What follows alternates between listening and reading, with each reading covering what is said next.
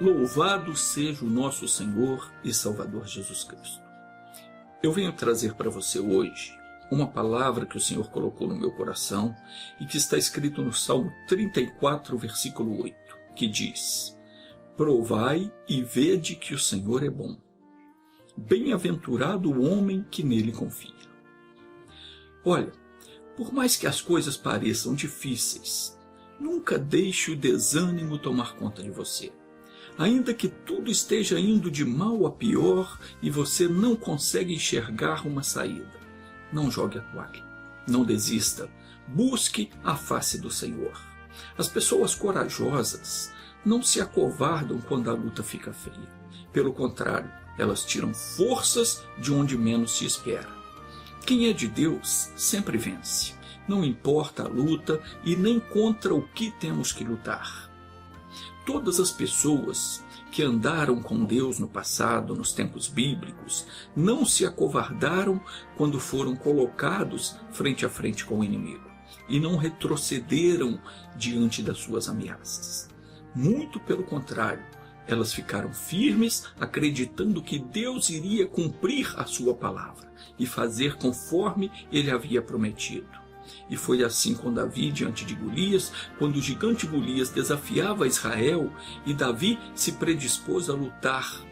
Humanamente falando, a possibilidade de Davi vencer aquele gigante era zero.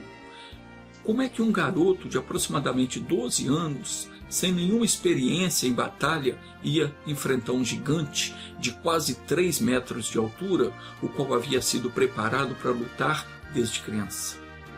Nem todo o exército de Israel queria enfrentar. Mas Davi não teve medo. Muito pelo contrário, ele ficou indignado ao ver que o seu povo se amedrontava. Ele não podia concordar com o fato de um filisteu incircunciso afrontar o exército do Deus vivo. Davi sentiu que não podia ficar parado vendo o povo de Deus ser afrontado daquele modo, e não temeu. Enquanto o gigante xingava e o amaldiçoava pelos seus deuses, Davi falou para ele: você vem a mim com espada, com lança, com escudo, mas eu vou contra ti em nome do Senhor dos Exércitos. E hoje mesmo Deus vai te entregar nas minhas mãos e eu vou cortar a sua cabeça. E foi exatamente o que aconteceu. Exatamente como Davi falou. Com uma pedrada ele derrubou o gigante, depois ele subiu em cima do gigante, tirou a espada do gigante e cortou a cabeça dele com a sua própria espada. E Israel teve a vitória, porque Davi acreditou que Deus entregaria o gigante nas suas mãos. O mesmo aconteceu com Senaqueribe, o imperador da Assíria, que na ocasião era o maior império do mundo. Quando ele investiu contra o reino de Judá, Senaqueribe tinha quase 300 mil soldados prontos para a guerra. E eles estavam ali reunidos contra o povo de Deus. E então o profeta Isaías, juntamente com Ezequias, que era o rei de Judá, fizeram uma oração. E o que foi que aconteceu? Deus enviou um anjo e acabou com todo o exército de Senaqueribe em uma só noite.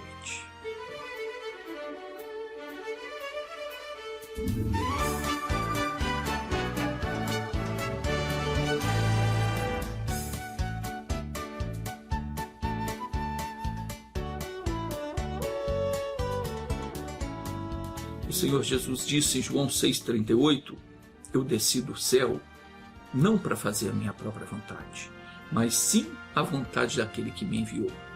Em outras palavras, aquilo que o Pai me mandou fazer, isso é o que eu faço. E o que foi que o Pai mandou Jesus fazer? Para que foi que o Pai o enviou no mundo? Está escrito aqui em 1 de João capítulo 4, versículo 9. Foi assim que Deus mostrou o seu amor por nós. Ele mandou o seu único Filho ao mundo para que pudéssemos ter vida por meio dele. 1 de João 4,10 diz que assim, nisto consiste o amor, não em que nós tenhamos amado a Deus, mas que ele nos amou e enviou o seu Filho como propiciação pelos nossos pecados. Gálatas capítulo 4, versículo 4 ao 7 diz que Deus enviou o seu Filho, nascido de mulher, nascido também debaixo da autoridade da lei, para resgatar os que estavam subjugados pela lei, a fim de que recebêssemos a adoção de filhos. E porque somos filhos, Deus enviou o Espírito para habitar em nossos corações. E ele clama Abba, que significa Pai. Portanto, não somos mais escravo, mas filho. E sendo filho, também somos herdeiro por decreto de Deus. Então veja bem, Jesus veio para nos reconciliar com Deus, tomando ele mesmo sobre si toda a maldição da lei na qual nós estávamos sujeitos, na qual estava previsto todo tipo de desgraça, dor, sofrimento, inclusive todas as doenças e enfermidades. E ele tomou isso para si. E pegou também para ele todos os nossos pecados e nos substituiu na cruz, sofrendo o castigo que era para nós.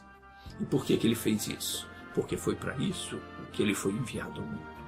Ele falou com a boca dele e disse, João 6,38, eu desci do céu não para fazer a minha própria vontade, mas sim a vontade daquele que me enviou. Eu e você, também nós devemos procurar saber qual é a vontade de Deus para nossas vidas e fazer exatamente da mesma maneira. Quando você sentir que Deus está te dando uma missão, não recue e não recuse, não vire as costas para que o Senhor Deus tem falado ao seu coração. Muito pelo contrário, assuma, porque Deus vai na sua frente para te dar a vitória. O apóstolo Paulo dizia, eu posso todas as coisas naquele que me fortalece.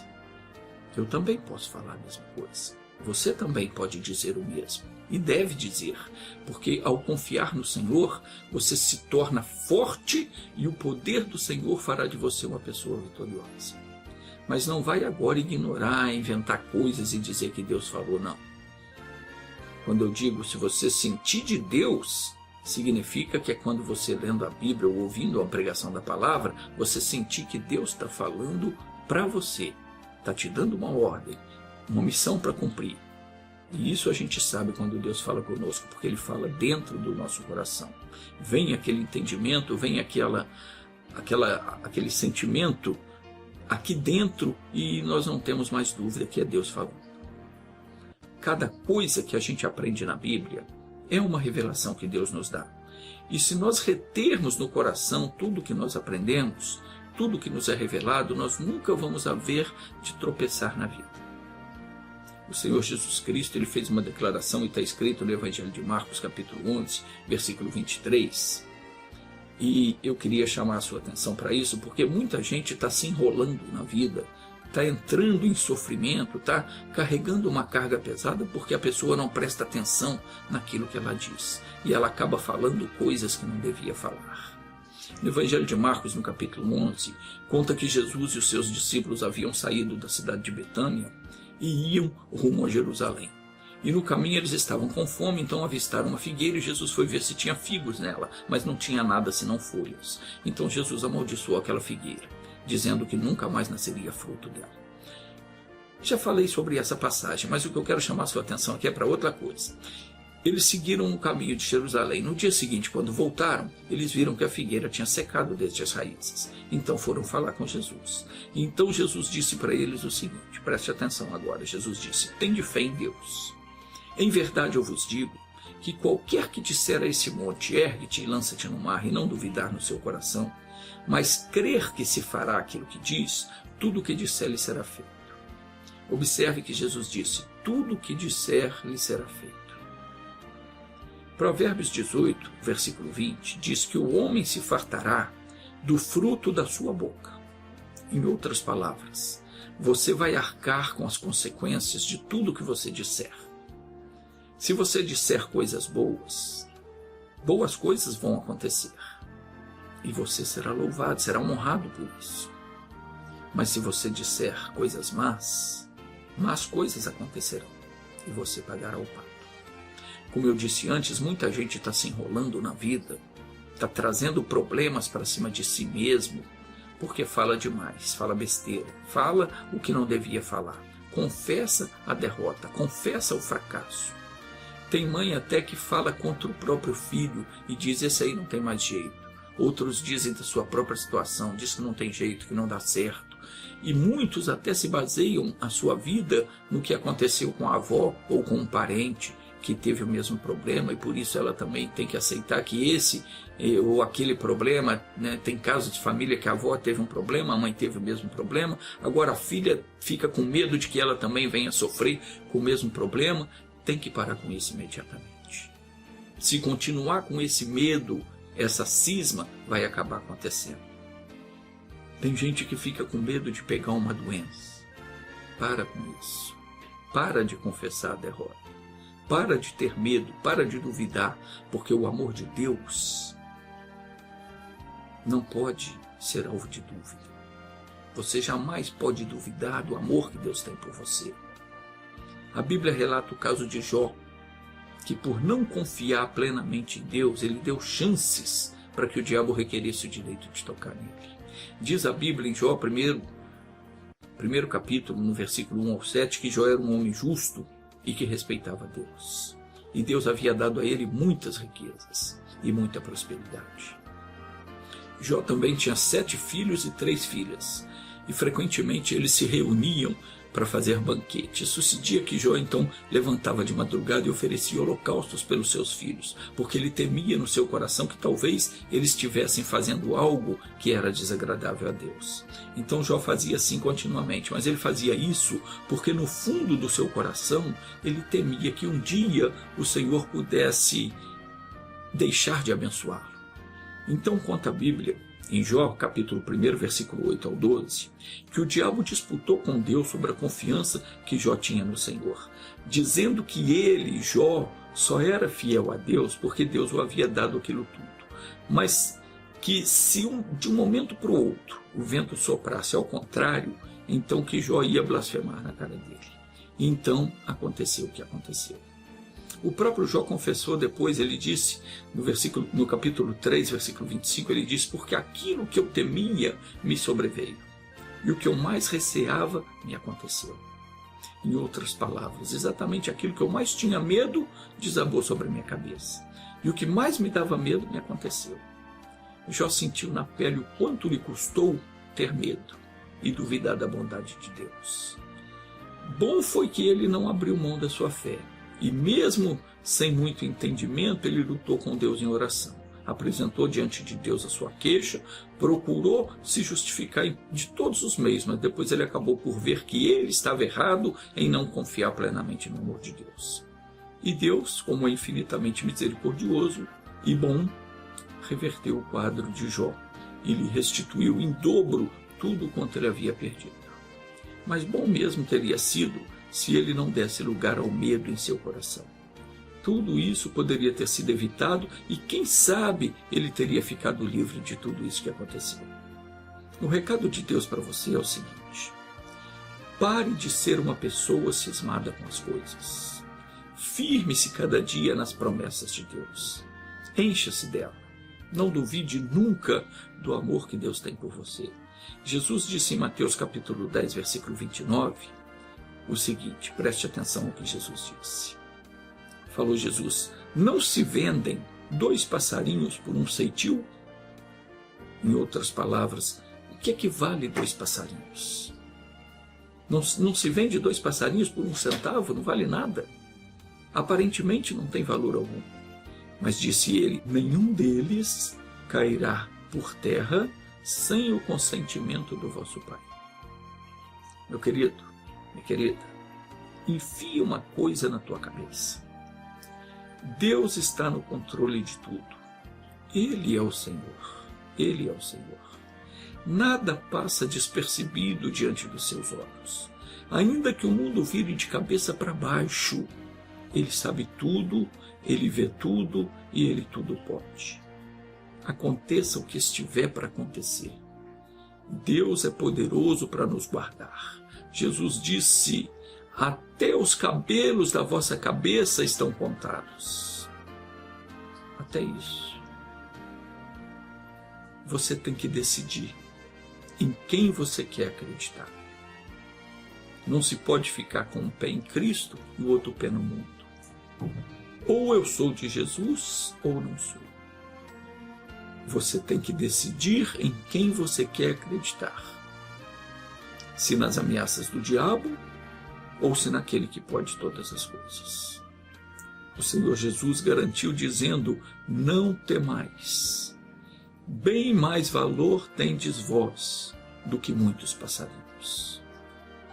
Fique firme nas palavras de Deus.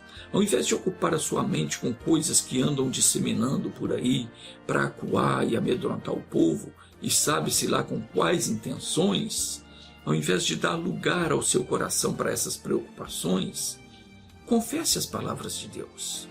Confesse Jesus, o seu amor, a sua fidelidade, porque ele mesmo disse: todo aquele que me confessar diante dos homens, também eu o confessarei diante do meu Pai que está nos céus. O que é confessar Jesus? É confessar as palavras que ele falou, confessar as promessas dele e crer que ele fará o que diz.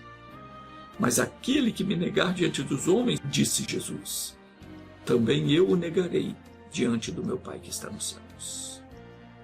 Para com essa mania de confessar coisa ruim a teu respeito, a respeito de pessoas a quem você ama. Pare de confessar o negativo. Jesus disse que tudo o que você falar, tudo o que disser lhe será feito. Então, se você diz coisas erradas, coisas negativas, confessa aquilo que o demônio quer, você está abrindo a porta para ele entrar na sua vida. Não aceite o fracasso. Não confesse a derrota nunca. Seja forte diante das tentações. Confesse as promessas de Deus. Nunca jogue a toalha. Não entregue os pontos. Venha a luta que vier. Aconteça o que acontecer, fique firme e confesse sempre diante do problema aquilo que você aprendeu nas Sagradas Escrituras. Números 23:19 afirma que Deus não é homem para que minta, e nem filho do homem para que se arrependa do que disse e volte atrás. O que ele disse, ele vai cumprir. Pode ter certeza disso.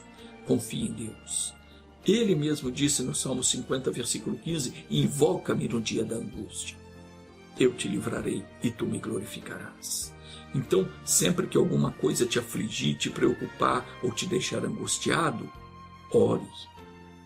Invoque ao Senhor, porque Ele prometeu te ouvir e te livrar.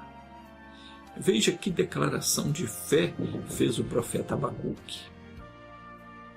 Abacuque, capítulo 3, versículo 17 e 18, está escrito assim: ainda que a figueira não floresça e nem haja fruto nas vides, ainda que o produto da oliveira seja um fracasso e os campos não produzam mantimento, ainda que as ovelhas sejam arrebatadas do curral e não haja gado, todavia eu me alegrarei no Senhor, exultarei no Deus da minha salvação.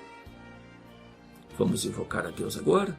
Vamos nos alegrar no Senhor, porque Ele tem prazer em ouvir a nossa oração.